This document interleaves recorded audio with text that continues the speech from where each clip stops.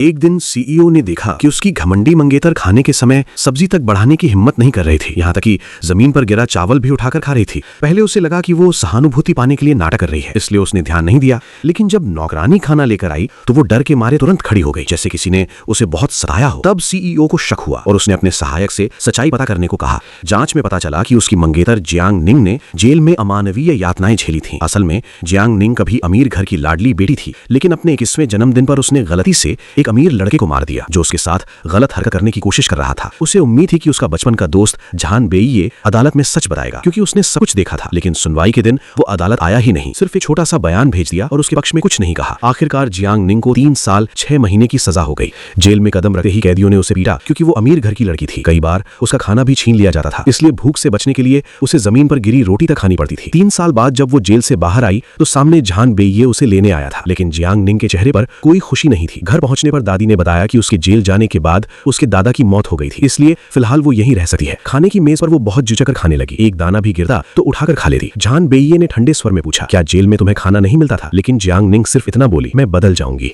अगले दिन जब वो दादा की कब्र पर गई तो मारे गए लड़के के माता पिता भी वहां आ गए। उन्होंने गुस्से में उसे घुटनों पर बैठकर माफी मांगने को कहा। झान बेइये रोकना चाहता था, लेकिन जियांग निंग खुद ही घुटनों के बल बैठ गई। उसे एक पल में उसकी सारी पुरानी शान खत्म हो गई। कुछ दिन बाद दादी उसे एक चैरिटी पार्टी में ले गई ताकि वो फिर से समाज में घुल मिल सके, लेकिन झान बेइये की मां ने साफ कह दिया कि झान बेइये जल्द ही जू परिवार की लड़की से सगाई करने वाला है। पार्टी के दिन झान बेइये ने उसे एक नई ड्रेस दी। डिब्बा खोलते ही जियांग निंग को याद आया कि पहले उसने सिर्फ उसकी एक तारीफ पर चिपाव पहनना शुरू कर दिया था, लेकिन अब उसने बहाना बना दिया कि ड्रेस बड़ी है और वो नहीं पहन सकती। पार्टी में सब लोग उसे कातिल कहकर फुसफुसाने लगे। उसकी पुरानी सहेलियां भी आकर उसका मजाक उड़ाने लगी।